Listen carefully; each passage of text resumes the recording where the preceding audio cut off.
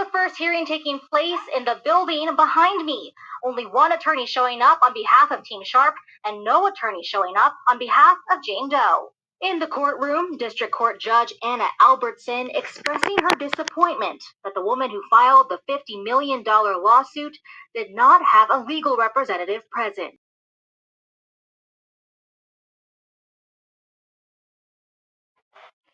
So I think most people have seen the news that Shannon Sharpe has settled his case, but not before his accuser, Gabrielle Zuniga, and her lawyers were a no show in court.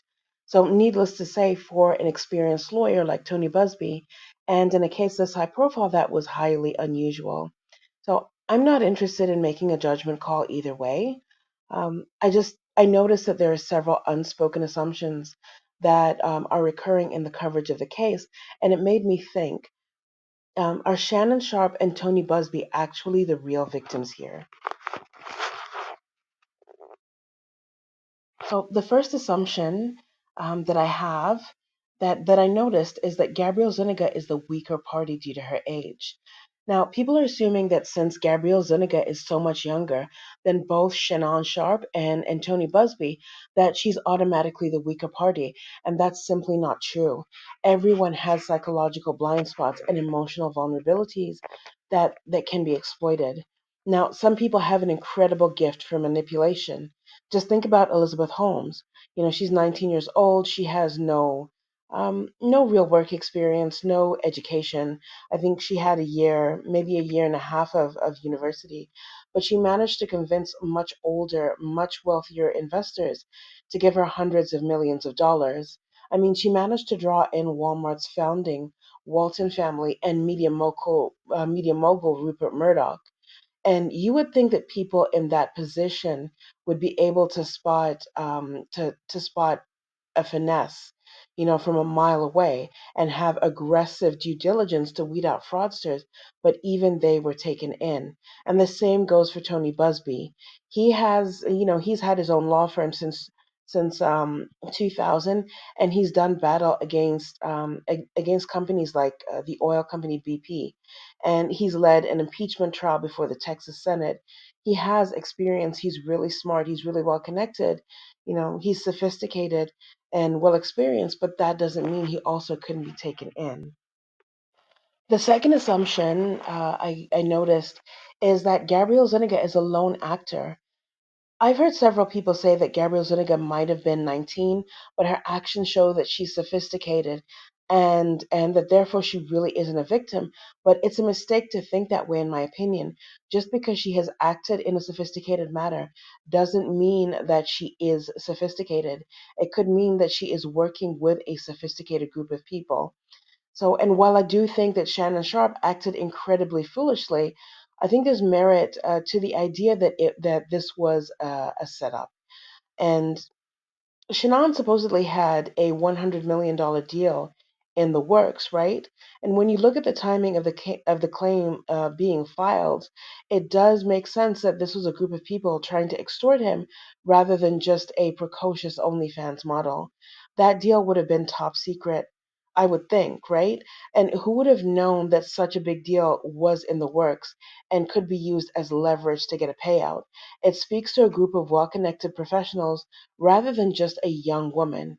I mean, unless Shannon Sharpe was foolish enough to tell her about his business dealings, maybe perhaps in passing, or to have business discussions in front of her, like on the phone. Maybe he was talking to his lawyer or his manager or his agent on the phone in front of her.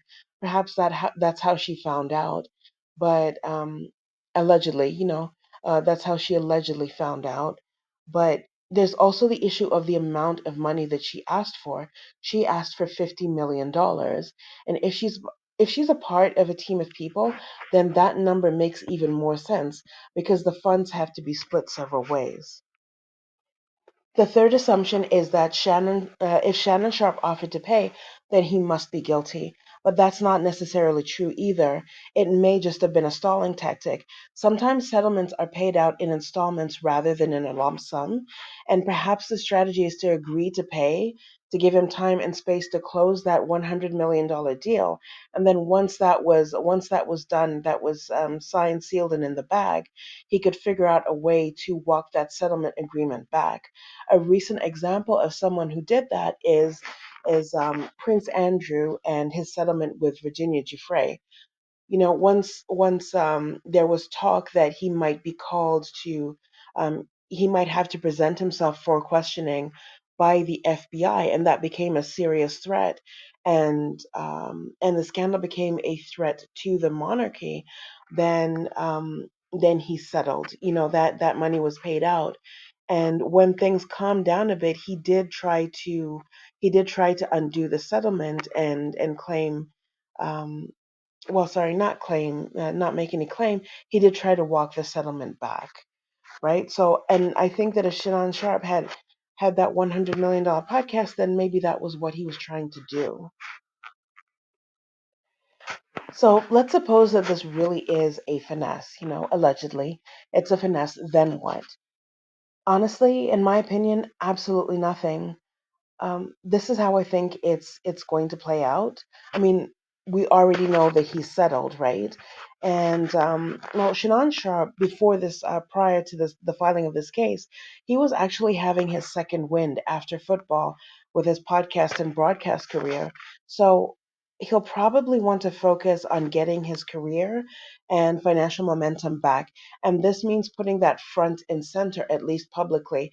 I don't know if any of you have noticed, but after the initial wave of publicity and speculation when the case was filed, there was about 2 months of silence. There was very, very little on social media or in legacy media about what was going on with the case, aside from the no-show in court, and then the settlement of the case happened a couple of days after.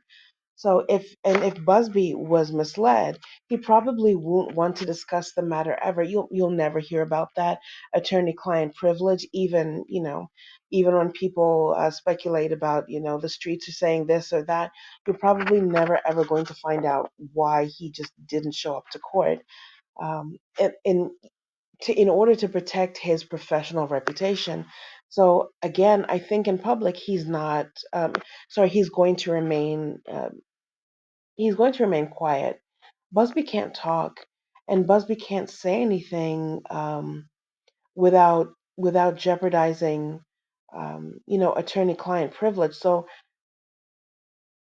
I don't think he'd even want to use other parties to release that information on his behalf. So he's going to keep quiet as well. And, in today's social media universe, platform algorithms support the newest, most shocking event. And that means that after the initial explosion of media coverage, the hate, and the commentary, and now the settlement, people are just going to forget about it. I mean, if there are new players every week, then why bother to keep track of last week's players or last month's? There's no need. Both the victim and the accuser almost become bit players in the commentary and the meme game. Um, and also good PR can cover a multitude of sins. I honestly think that this was just for Shannon Sharp, this was a temporary setback. There are so many other celebrities who have done much worse than this. This was sleazy. I don't know if it was just outright illegal. um, it's more sleazy than that, and you can be rehabilitated from that. He has the money, especially if that $100 million deal is real, and he can close that. He will have the money to get people to suppress search engine results and get people to take things down, from their YouTube channel. So, and as for Gabrielle Zuniga, she's already retired from OnlyFans. She's fine. Um, she's fine. She's actually done very well for herself. Um, she might rebrand.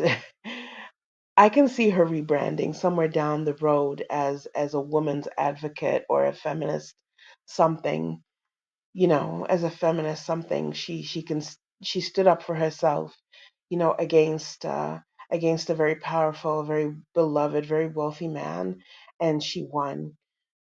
Well, that's what I think. I mean, I don't know any of these people, and I'm not a lawyer, and I don't have any facts anyway. This is just my supposition. It's just my take. What do you think? How do you feel? Let me know in the comments. Bye.